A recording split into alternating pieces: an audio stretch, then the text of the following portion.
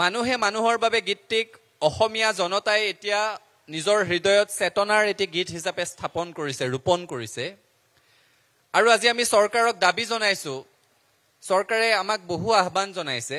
এই জন্ম শতবৰ্ষ কি ধৰণেৰে আগবঢ়াই লৈ যাব লাগিব, চৰকাৰৰ ফালৰ পৰা ৰাইজলৈ বিভিন্ন আহ্বান আছে।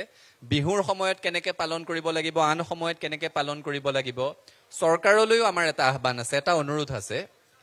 এই মানুহে মানুহৰ বাবে গীতটি, যি গীতৰ জৰিয়তে মানৱতাৰ বাৰ্তা দিছে, যি গীতটিক মানৱীয় প্ৰমূল্যৰ চেতনাৰ বাৰ্তা হিচাপে অসমীয়া মানুহে বুকুত ৰোপণ কৰিছে, সেই গীতটি চৰকাৰে উদ্যোগ ল'ব লাগে, যাতে অসমৰ শিক্ষানুষ্ঠানসমূহৰ পুৱাৰ প্ৰাৰ্থনাত সেই গীতটিক সন্নিৱিষ্ট কৰিব পৰা যায়। এই গীতটিৰ এটি পটভূমি আছে।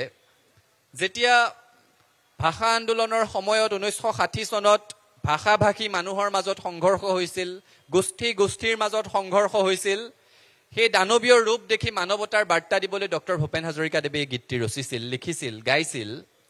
তাৰ পৰৱৰ্তী সময়তো মই কৈছোৱে, তেখেতৰ গীতসমূহ অধ্যয়ন কৰিলে, গোৱাৰ কথাটো দূৰৰে কথা, অধ্যয়ন কৰিলে অসমৰ ইতিহাস গম পোৱা যায়।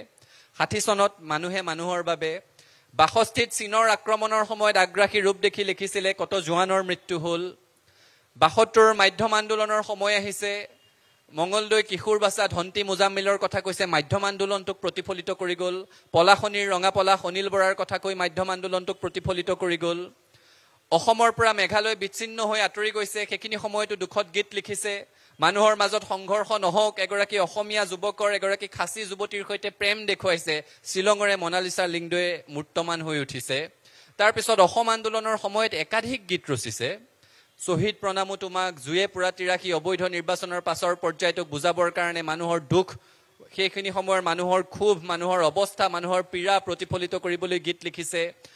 গোটেই অসমৰ ইতিহাসটো তেখেতৰ গীতৰ মাজত সোমাই আছে। মানুহে মানুহৰ বাবে গীতটিক অসমীয়া জনতাই এতিয়া নিজৰ হৃদয়ত চেতনাৰ এটি গীত হিচাপে স্থাপন কৰিছে, ৰোপণ কৰিছে।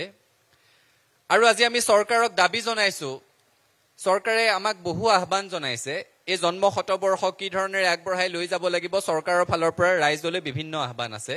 বিহুৰ সময়ত কেনেকৈ পালন কৰিব লাগিব, আন সময়ত কেনেকৈ পালন কৰিব লাগিব, চৰকাৰলৈও আমাৰ এটা আহ্বান আছে, এটা অনুৰোধ আছে।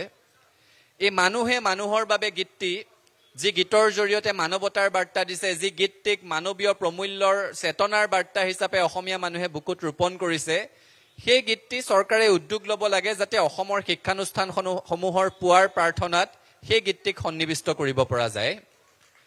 এই গীতটিৰ এটি পটভূমি আছে। যেতিয়া ভাষা আন্দোলনৰ সময়ত 1960 চনত ভাষা ভাষী মানুহৰ মাজত সংঘৰ্ষ হৈছিল, গোষ্ঠীৰ মাজত সংঘৰ্ষ হৈছিল, সেই দানৱীয় ৰূপ দেখি মানৱতাৰ বাৰ্তা দিবলৈ ডক্টৰ ভূপেন হাজৰিকাদেৱে এই গীতটি ৰচিছিল, লিখিছিল, গাইছিল। তাৰ পৰৱৰ্তী সময়তো মই কৈছোৱে, তেখেতৰ গীতসমূহ অধ্যয়ন কৰিলে, গোৱাৰ কথাটো দূৰৰে কথা, অধ্যয়ন কৰিলে অসমৰ ইতিহাস গম পোৱা যায়। 60 চনত মানুহে মানুহৰ বাবে, 62ত চীনৰ আক্ৰমণৰ সময়ত আগ্ৰাসী ৰূপ দেখি লিখিছিলে কত জোৱানৰ মৃত্যু হ'ল। 72ৰ মাধ্যম আন্দোলনৰ সময় আহিছে, মঙলদৈ কিশোৰ বাচা ধন্তি মুজাম্মিলৰ কথা কৈছে, মাধ্যম আন্দোলনটোক প্ৰতিফলিত কৰি গ'ল। পলাশনিৰ ৰঙা পলাশ অনিল বৰাৰ কথা কৈ মাধ্যম আন্দোলনটোক প্ৰতিফলিত কৰি গ'ল। অসমৰ পৰা মেঘালয় বিচ্ছিন্ন হৈ আঁতৰি গৈছে, সেইখিনি সময়তো দুখত গীত লিখিছে। মানুহৰ মাজত সংঘৰ্ষ নহওক, এগৰাকী অসমীয়া যুৱকৰ এগৰাকী খাচী যুৱতীৰ সৈতে প্ৰেম দেখুৱাইছে, শ্বিলঙৰে মনালিছা লিংডোৱে মূৰ্তমান হৈ উঠিছে। তাৰপিছত অসম আন্দোলনৰ সময়ত একাধিক গীত ৰচিছে।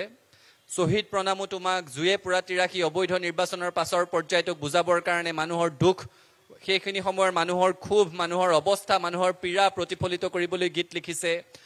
গোটেই অসমৰ ইতিহাসটো তেখেতৰ গীতৰ মাজত সোমাই আছে। আপুনি বিচৰা বাতৰি পাব কেৱল নিউজ 18 এপত। নিউজ 18 এপ ডাউনলোড কৰিবলৈ স্কেন কৰক এই QR কোড। গুগল প্লে ষ্টৰতো পাব এই নিউজ 18 এপ।